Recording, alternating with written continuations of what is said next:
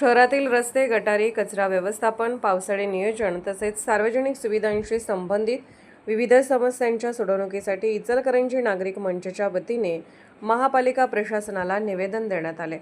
हे निवेदन उपमहापौर अनिल डाळे यांनी स्वीकारले। निवेदनात शहरातील खड्डेमय रस्त्यांचे पावसाळ्यापूर्वी डांबरी पॅचवर्क करावे, सार्वजनिक बांधकाम विभागामार्फत सुरू असलेल्या 52 कोटी रुपयांच्या कामातील अपूर्ण कामे तातडीने पूर्ण करावीत, सर्वसाधारण गटारीची स्वच्छता करावी, तसेच फुटपाथ परिसरात साचणाऱ्या पाण्याच्या निचऱ्याची योग्य व्यवस्था करावी अशा मागण्या करण्यात आल्या।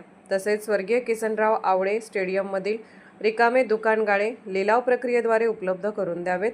डॉ. बाबासाहेब आंबेडकर पुतळा ते महासत्ता चौक दरम्यान सुरू असलेल्या नवीन रस्त्याच्या वाढलेल्या उंचीमुळे पाण्याचा निचरा कसा होणार याबाबत स्पष्टता द्यावी अशी मागणी करण्यात आली। मनपा क्षेत्रातील कूपनलिकांवर पूर्वी राबवण्यात आलेल्या रेन वॉटर हार्वेस्टिंग प्रकल्पाचा आढावा घेऊन ते पुन्हा कार्यान्वित करावेत। शहरात मोठ्या प्रमाणावर वृक्षारोपण करावे, पावसाळा संपेपर्यंत रस्ते खुदाई थांबवावी, कचरा स्पॉट आधुनिक पद्धतीने विकसित करावेत, तसेच काळ्या ओढ्यातील प्लास्टिक काढून स्वच्छता मोहीम राबवावी अशा मागण्यांचाही समावेश होता। याशिवाय शहरात किती सार्वजनिक मुताऱ्या शिल्लक आहेत व त्यांची सद्यस्थिती काय आहे याबाबत मनपाने स्पष्ट नियोजन जाहीर करावे अशी मागणी नागरिक मंचच्या वतीने करण्यात आली। यावेळी उपमहापौर अनिल डाळे यांनी शहरातील बऱ्याच मुताऱ्या जीर्ण झाल्या असून त्या अद्ययावत करण्यात येतील।